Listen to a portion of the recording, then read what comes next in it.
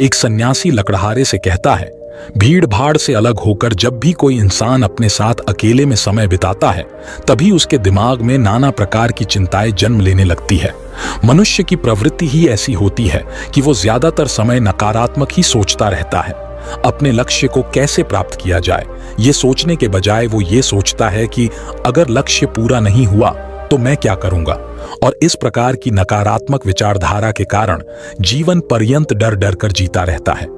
अगर पूरी बुद्धिमानी और सजगता के साथ इस डर को समझा ना जाए तो यही डर इंसान के पतन का कारण बनता है। ऐसा मनुष्य जो खुद पर संशय करता है, खुद पर संदेह करता है, भला वो कैसे सफल हो सकता है। लेकिन बुद्धिमानी से अगर इस डर का उपयोग किया जाए तो यही डर उसकी सबसे बड़ी ताकत बन सकता है। काश केवल एक बार उसने खुद पर विश्वास किया होता तो उसे मालूम होता है कि उसके डर में ही उसकी ताकत का रहस्य छिपा हुआ है।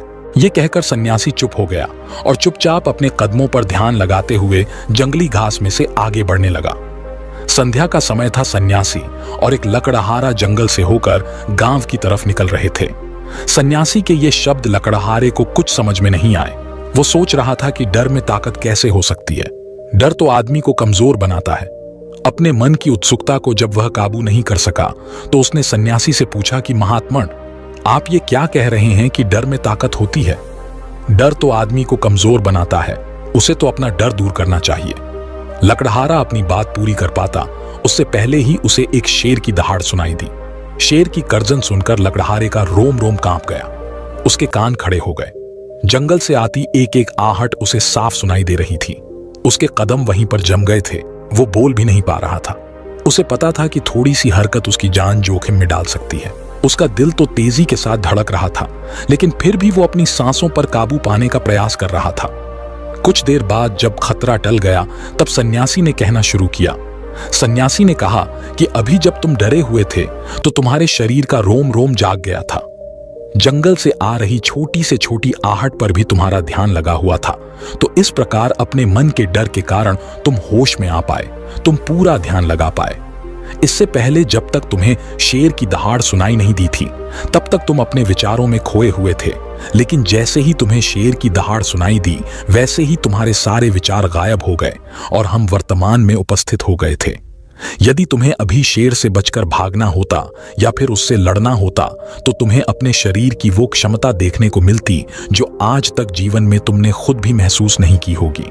जब कोई कुत्ता तुम्हारे पीछे दौड़ता है उस समय तुम्हारी जो रफ्तार होती है वो तुम्हारी आम जिंदगी से कहीं ज्यादा होती है। साधारण जीवन में तुम इतनी तेज नहीं दौड़ पाओगे जितना कि एक कुत्ते के सामने दौड़ पाओगे। ये ताकत या कहें कि हमारे शरीर की क्षमता तभी देखने को मिलती है जब हमारा मन डर में होता है। किसी डरावनी परिस्थिति में हमारा मस्तिष्क और हमारा शरीर अपने उच्चतम श्रेणी में काम करता है।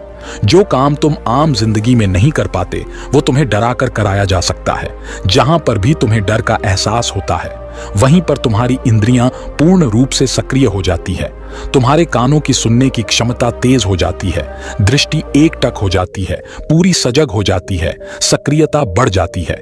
और जैसे जैसे वो डर खत्म होता है वैसे वैसे तुम सुप्त अवस्था में चले जाते हो। तुम सो जाते हो और तुम्हारी इंद्रिय फिर से आराम की स्थिति में चली जाती है। सन्यासी ने लकड़हारे से कहना जारी रखा कि परीक्षा से एक दिन पहले जो याद करने की तुम्हारी गति होती है वो साधारण याद करने की क्षमता से कहीं तेज होती है। सिर्फ एक बार याद किया हुआ तुम्हें परीक्षा के समय याद रह जाता है और तुम जानते हो कि ये सब परीक्षा के डर से ही होता है। इसीलिए डर को दूर करने की जगह इंसान को यह सोचना चाहिए कि वो अपने डर को ताकत कैसे बना सकता है। जिस प्रकार सुख और दुख, प्रकाश और अंधकार एक ही सिक्के के दो पहलू होते हैं, उसी प्रकार डर और ताकत भी एक ही सिक्के के दो पहलू होते हैं। जिस प्रकार रोशनी के बिना अंधेरा पूर्ण नहीं होता, सुख के बिना दुख पूर्ण नहीं होता, उसी प्रकार डर के बिना ताकत का भी कोई महत्व नहीं है। लकड़हारा सन्यासी के ज्ञान से बहुत प्रभावित हुआ।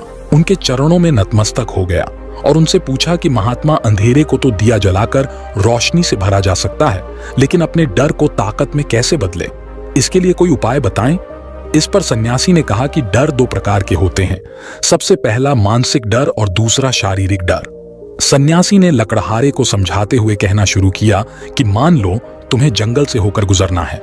और अचानक तुम पाते हो कि तुम्हारे मन में शेर का ख्याल आ गया। अभी तक प्रत्यक्ष रूप में शेर तुम्हारे सामने नहीं आया है और ना ही उसकी दहाड़ सुनाई दी है। मतलब दूर दूर तक कोई अंदेशा नहीं है कि जंगल में शेर मौजूद है, लेकिन शेर का ख्याल आने से तुम्हारे मन में एक डर पनप गया। अब तुम्हारा उठने वाला एक एक कदम उसी डर से अभिभूत होगा। हर समय तुम्हारे मन में यही ख्याल चलेगा कि कहीं शेर ना आ जाए। ये शेर वर्तमान में तुम्हारे सामने नहीं है, ये तुम्हारी एक कल्पना है।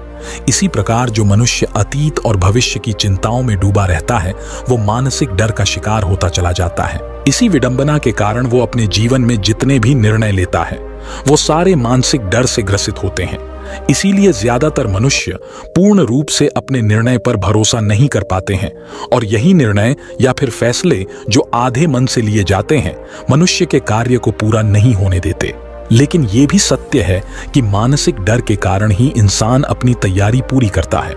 अगर तुम्हारे मन में शेर का ख्याल नहीं आएगा तो तुम शेर से सुरक्षा के लिए कोई भी कदम नहीं उठाओगे। लेकिन अगर तुम्हें शेर का ख्याल आ गया तो तुम उससे सुरक्षा के लिए कोई ना कोई तरीका जरूर अपनाओगे। इसीलिए मानसिक डर बेकार नहीं होता, वो आपकी सुरक्षा को और ज्यादा मजबूत भी करता है। लेकिन समस्या तब शुरू होती है जब आप चाहकर भी कुछ नहीं कर सकते, लेकिन उसके बावजूद आप मानसिक डर झेल रहे होते हो। उदाहरण के लिए कुछ मनुष्य हमेशा ये सोचते रहते हैं कि उन्हें कोई बीमारी ना हो जाए, कहीं उनके साथ कोई दुर्घटना ना घट जाए, कहीं उनके साथ कोई धोखा ना कर दे। लेकिन इन सब घटनाओं पर उनका कोई जोर नहीं होता है, ये उनके हाथ में नहीं होता है। अगर दुर्घटना होनी होगी तो होगी ही, अगर बीमारी होनी होगी तो होगी ही। अच्छा, खान पान और अच्छी दिनचर्या का पालन करने के बाद भी अगर कोई मनुष्य बीमार हो जाता है तो ये उसके नियंत्रण से परे की बात है। अपनी तरफ से उसने पूरी कोशिश की और यही उसका कर्तव्य था। उसमें कोई कुछ क्या कर सकता है? जो घटनाएं इंसान की पहुंच के परे होती है, वो उनसे भी परेशान होता रहता है, उनसे भी उसका मन घबराता रहता है, और यही मानसिक डर उसके पतन का कारण बनता है। और यही मानसिक डर अगर सही तरीके से इस्तेमाल किया जाए तो मनुष्य समझदार और अनुभवी कहलाएगा। जो इंसान ये सोचता है कि कांटे सिर्फ दर्द देने के लिए ही बने हैं, वो ये भूल जाता है कि कांटे ही फूलों की रक्षा करते हैं। इसी प्रकार एक ज्ञानी मनुष्य किसी भी चीज का उपयोग अपने सकारात्मक तरीके से कर सकता है, लेकिन एक अज्ञानी मनुष्य है अपनी अज्ञानतावश उन चीजों को भी छोड़ देता है जो उसके लिए उपयोगी होती है। विवेकशील मनुष्य फेंके गए पत्थरों का भी महल खड़ा कर लेता है, लेकिन एक अज्ञानी मनुष्य उन पत्थरों को दूसरों पर फेंकता रहता है। अगर किसी मनुष्य को अपने मानसिक डर को ताकत में बदलना है तो उसके कुछ नियम हैं, कुछ उपाय है। सबसे पहला उपाय अपने विचारों का निरीक्षण। अगर हम अपने जीवन में अपने विचारों का निरीक्षण करेंगे तो हम पाएंगे कि ज्यादातर विचार हमारे काल्पनिक होते हैं, और इसीलिए जो डर उन विचारों के कारण पनपता है वो भी काल्पनिक होता है।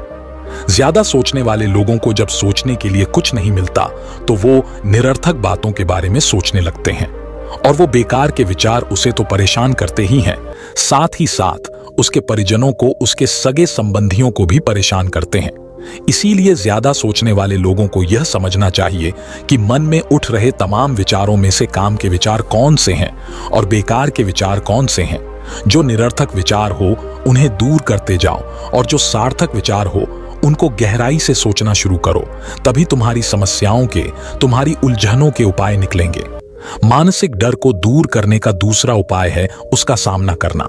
इसका मतलब यह नहीं है कि तुम शेर के सामने जाकर खड़े हो जाओ, बल्कि इसका मतलब यह है कि पूर्ण सुरक्षा के साथ तुम जंगल में जा रहे हो। यदि जंगल में जाना बहुत आवश्यक है तो तुम शेर के डर से अपने घर पर नहीं बैठ सकते हो।